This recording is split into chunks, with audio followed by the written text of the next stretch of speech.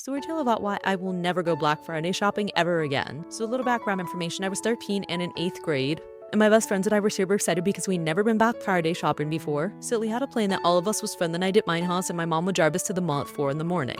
So fast forward, it's 4 in the morning and my friends and I are ready to go to the mall and my mom came with us but we didn't stay with her the whole time. So after we were walking to the first store, we realized that there were these 3 guys behind us that have kind of been following us around since we got into the mall. But we just think it's a coincidence because it's Black Friday, the mall is packed. There are obviously going to be people going the same exact way as us. So we go into the first store, we get what we want to get, and the men didn't follow us in there. But as we're making our way to the next store, we realize that they're following us again.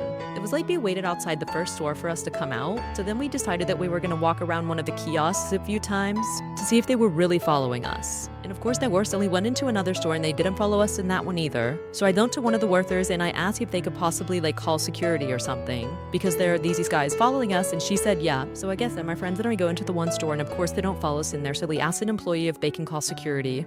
So whenever security got there, I told them that these guys had been following us around since we got into the mall. And then security's like, well, where's your mother? Acting like it was our fault that we could be kidnapped for not being with my mom. So after that, he's like, all right, just go find your mom, I'll talk to them. So I call my mom and I'm like, hey, where are you? Of course, she's on the whole other side of the mall. So my friends and I are going to meet her on the other side of the mall, and we look back to see if the security guard was talking to them, and literally the security guard just walked out of the store and went the complete opposite way. So we walk up to the security guard and we're like, you didn't even talk to him. And then he turns around, rolls his eyes, goes over and starts talking to these guys, and then we continue to the store that my mom was at whenever we decided to stop at Starbucks to get something to drink. So after 10 minutes of waiting in line, we turn around and we see these guys standing at the end of the line just staring at us. So we get out of the line and we decided to just go straight to the store that my mom was at. And when we got there, we told her what was going on. So she was like, hey, let me get these 3 things and then we can leave. So like I said, we got out of the line and Ellie went straight to the store that my mom was at, and she was like, okay, just let me get these few things and then we can leave. So we started walking towards the exit, and then I'm like, mom, they're still following us. So she turns around and she realizes they're literally standing 2 feet behind us. But we decided to go into one of the stores and we asked one of the employees if they could also call the head of security. And whenever head of security got there, she literally told them a new you-know-what.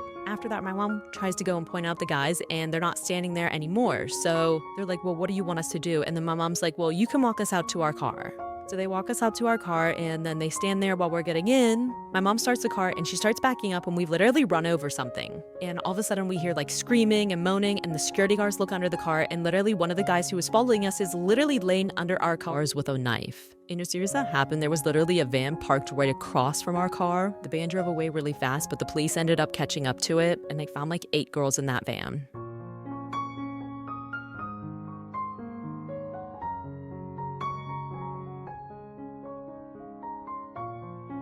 Story time, I was the toxic best friend. A little background information, I was 16 and a sophomore in high school. And at the beginning of the year, I met this girl who we're gonna call Riley. Riley and I hit it off straight away. A week after knowing each other, she knew everything about me and I knew everything about her. Well, then she tells me about this guy that she's talking to, who we're gonna call Jay. She said that they would hook up sometimes and he would text her sometimes. But she said that I couldn't tell anybody because he said that it had to be a secret. So I tried telling her that he sounded like a fuckboy, but she decided she was gonna do whatever she wanted, and I was like, okay. So fast forward to the end of the year, he adds me on Snapchat. Okay, don't get me wrong, he was really hot, but I had my own thing going on, so I really didn't pay that much attention to him. And I thought he'd need to add me on Snapchat to be like, oh my god, I really like your best friend. And then I also was caught between a rock and a hard place. Do I tell my best friend that the guy that she likes just added me on Snapchat? Or do I lie to her? Well, I was gonna tell her until I got a Snapchat. So like I said, I didn't know whether I should tell her that he added me on Snapchat or if I should.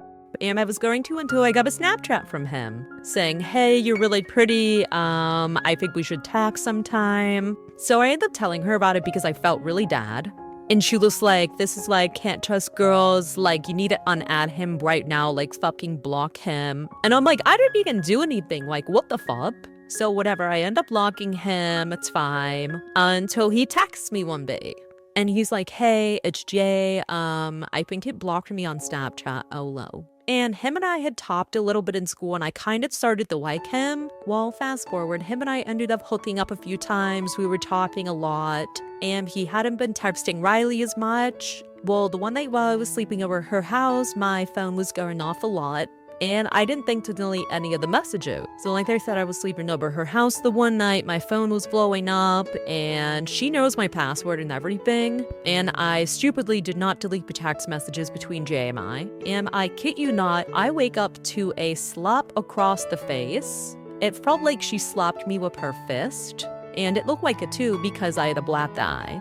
So I woke up and she's like, what the fuck? Like, I hate you so much. Like, why would you do this? And I look down and she has my phone right in her hand on the text messages with Jay. And I ended up feeling really bad because she started crying, saying that, like, I knew that she liked him a lot. And I also knew the reason why he wasn't texting her as much. So then she ran downstairs and she told her mom. And the next thing I know, I had her mom, and her 3 other sisters screaming at me. And then I got blocked by Jay because she wasn't supposed to know and she leaked his nudes.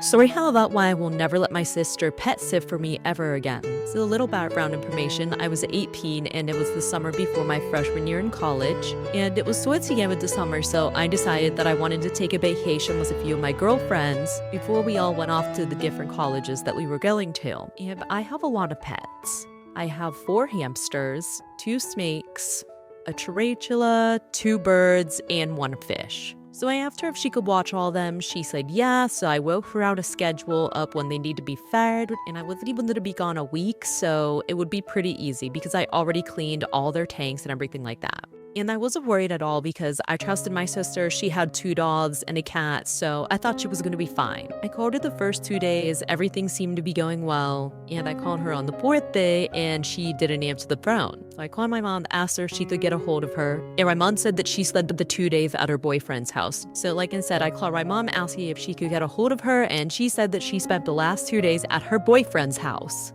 The worst part was, my sister was the only one with a key to my apartment. So my sister calls me the next day and she's like, hey, sorry, like I was at my boyfriend's house. And I was like, who fed the animals? And she was like, well, I just put enough in their cages so that way they would be fine for like 3 days. And she was like, don't worry, I'll sleep over there tonight to make sure they're okay.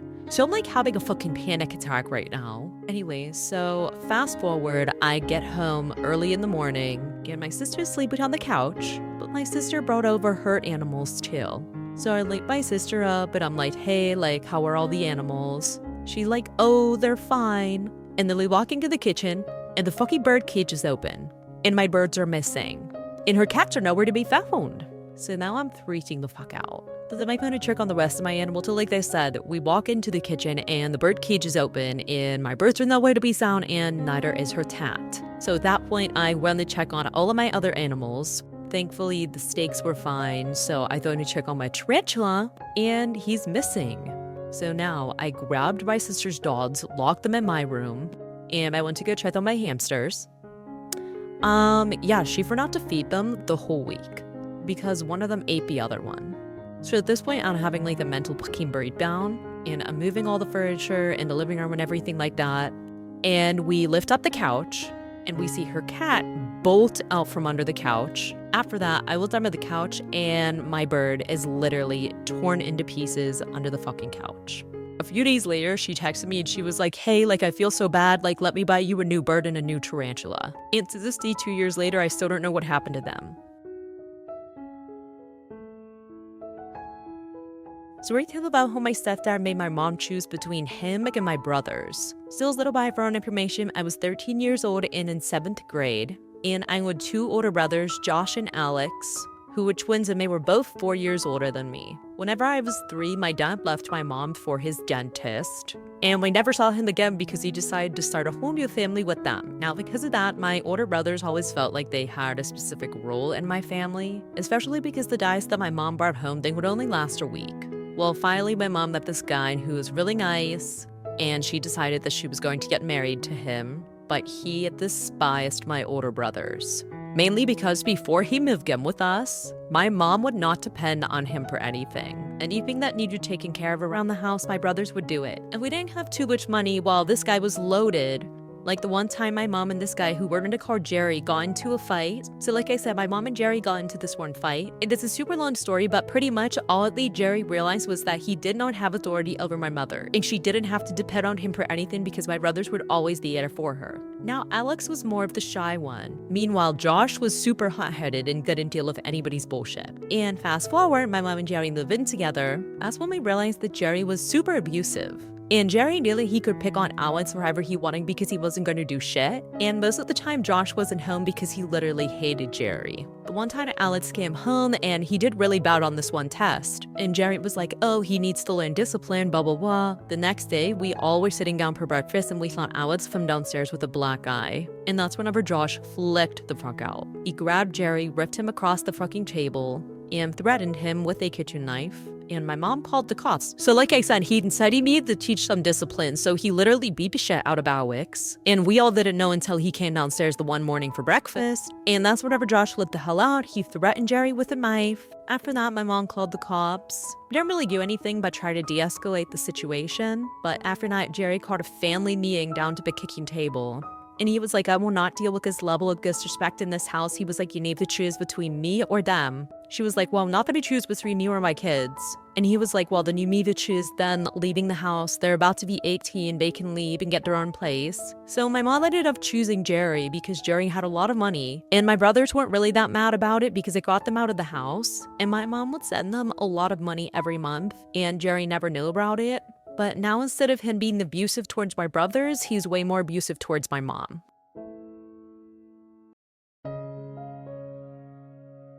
Story time about how my boyfriend was seeing another girl behind my back. So a little background information, I was living with my dad and I had just started a new school. And I began really good friends with this group of kids. And in our friend group, there was this boy who we're going to call Alex. And him and I hit it off like right away. We had been talking for 2 months. And by the way, during this whole time, his friends were telling me how much he loved me and how much he wanted to be with me. So eventually, him and I started dating. And of course, like any other tragic love story, I had to move far away because I had to go live with my mom, blah, blah, blah, blah, blah. But since I would visit my dad for the holidays, him and I would still be able to see each other sometimes, which is pretty good for a long distance relationship, especially when you're in school. So I told him about how I had to move, and he was really sad that he said that I can trust him. Red flag number 1, because why would you say that in the first place? There should be no reason on why I have to, quote, trust you to be loyal when I'm away. So like I said, I told him that we were gonna have to do long distance, and he was sad that he said that he could trust me. And like I said before, why the hell would I have to trust you? Because you should just be loyal in general, duh. So I'm like, hey, I want to spend time with you before I leave. Can we hang out? And he was like, oh, sorry, I have plans, but we can hang out later tonight. So I was like, okay, whatever. And a few hours go by, I never did a text from him or a call, nothing. So I text him and he's like, sorry, I forgot. So I'm really sad right now, but I forgave him. But click notes here, ladies. If he wanted to, you would. He would have canceled his plans if he really wanted to see you. Anyway, so I moved and fast forward 2 to 3 weeks. And Alex and I literally had only been texting, no calls, nothing like that. So I'm talking to one of his friends, and one of his friends tells me that he's been talking to this other girl. And he's been telling everybody that he's been wanting to break up with me for weeks because he wants to date friends. So like I said, I was talking to his friend, and his friend said that he's been talking to this girl for 2 to 3 weeks about the time that I've been gone. And he's been telling everybody about how he wants to break up with me for her. So of course I'm sad and crying, and I confront him, and he says, oh, she's just a friend, blah, blah, blah. So I press the issue, and then he tells me that he lost feelings for me weeks ago. And not the reason why he didn't tell me was because he didn't want to hurt my feelings, yet he led me on for 2 to 3 weeks. Like, how does that work, Alex? How?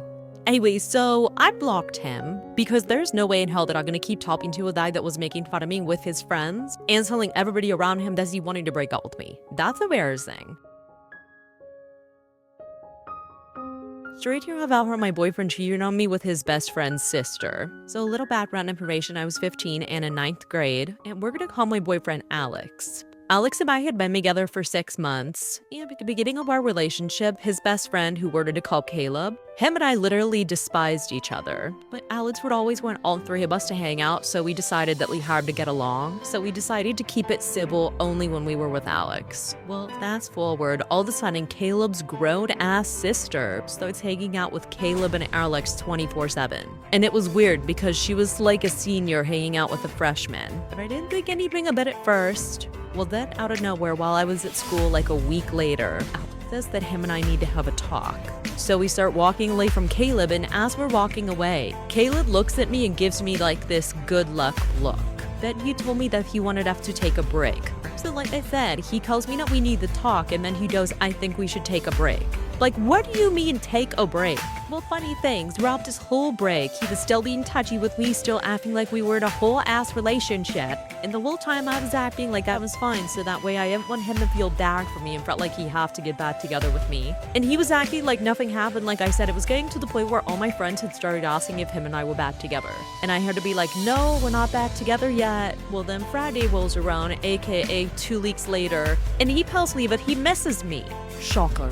So that he said he wanted to get back together. I said yes, obviously, because I still really liked him and I was a dumbass not to see the red flags. Well, now that I was second time around of us being together, I started to notice the first flags that I didn't notice in the beginning of our relationship. Like the one time he went to the mall with his friends and he gave these girls his Snapchat. He wasn't gonna tell me about it, but then his friends told me. So like I said, I started noticing red flags. Well, when I had confronted him about the Snapchat thing, he told me that he felt bad if he didn't give it to them because he didn't want to be mean. Another red flag is then he would never ever let me touch his phone. But if he even saw my eyes look at his phone for like 2 seconds, he would grab it real quick. Anyways, back to him getting with Caleb's sister. When we got back together after our break, this one girl came up to me and she was like, hey, I have to tell you something. I didn't think it was gonna be anything about my relationship with Alex, but here we go. She does, he broke up with you to hook up with some other girl. So easily I'm fuming, I go up to him and I'm like, did you break up with me to go and hook up with another girl? He goes, that's in the past, why are you mad about it? Like, we were broken up. He thought it was okay just to break up whenever you want to go do shit with someone else. Apparently she said that they could do stuff if we broke up, but they ended up finding out that she does this to all of her little brother's friends.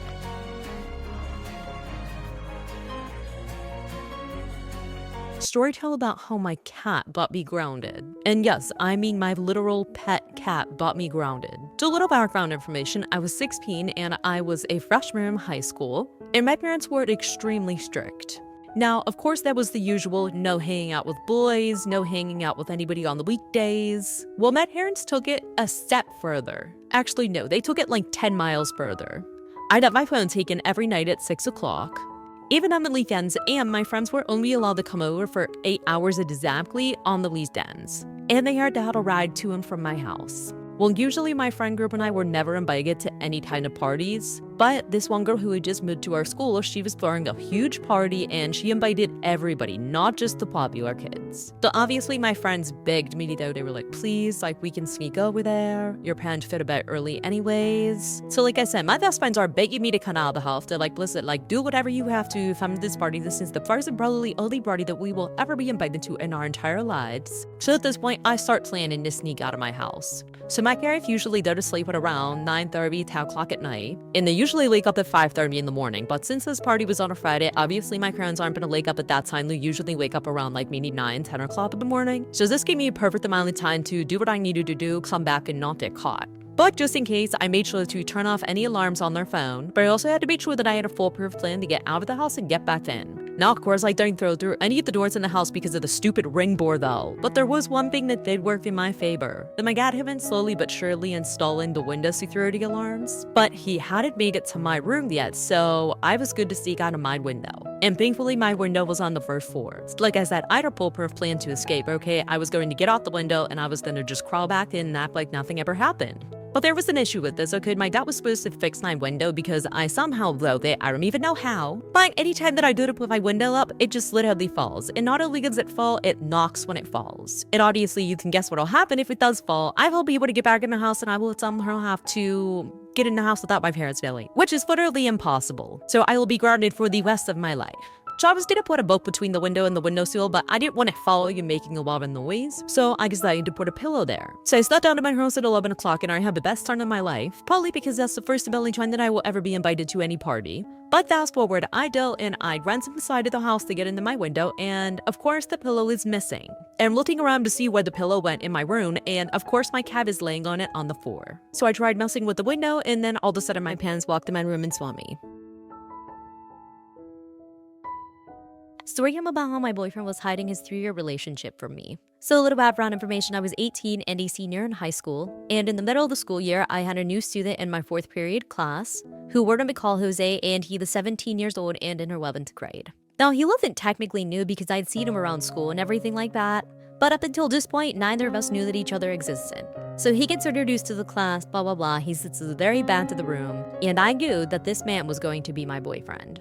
So when I got home that day, I was texting my friend about him. Fake believe she gave me his Snapchat. That's where we're talking and elevators did brought him up. Now, in my school, you were not allowed to use the elevators unless you're injured or for some other reason. Well, he was talking about how he always used the elevators and nobody really cared. So I met her with the elevator the next day and blah, blah, blah. We start flirting. And despite him and I being super close, like we would FaceTime every day, we would only sit together at lunch and class. So like I said, every day after that, him and I were pretty much inseparable. We would FaceTime literally 24/7. We would always sit together during lunch, during class. Well, the one day I'm sitting in my homeroom and he comes in and he asked me to be his girlfriend. Of course, I said yes. So fast forward to Halloween, my family was handing out candy and he was going trick-or-treating with his family because he had younger siblings. And this is where our families were supposed to meet, but he didn't end up coming to my neighborhood, which I was super happy about. Well, then fast forward to my birthday. Our families were supposed to meet again, but it didn't end up happening again. And I wasn't really sure if this was the reason why things got weird between him and I. The one night I was over at my friend's house and Jose's on FaceTime with me. And I was talking about how I could pick him up when I could hang out. And he literally just didn't even say anything. So I was like, okay, is that a no? So then he was like, I don't know. I'm busy, blah, blah, blah, blah, blah. So like I said, him and I are on FaceTime. I'm asking him if he loves hang out, and he's being super weird about it, being super standoffish. Well, fast forward a little bit, he seemed like he wasn't interested in me anymore, and it really hurt my feelings, obviously.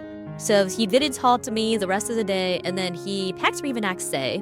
And he was telling me how different we are and how we barely have anything in common and how we rushed into things. Pretty much a bunch of shitty excuses as to why he thinks that we should break up. Well, after that, him and I don't speak for a few days, and then I had a fake account on Instagram. And after our breakup, I viewed his story the one day. So then I look at his Instagram story, he posted a picture of another girl with a heart. And then I found her account and she had pictures of them dating back from like 2 years ago. Now, still to this day, I don't know if he was cheating on her or if they were on a break or whatever, but I also thought that it was weird that they were dating because she was 19 and he was 17.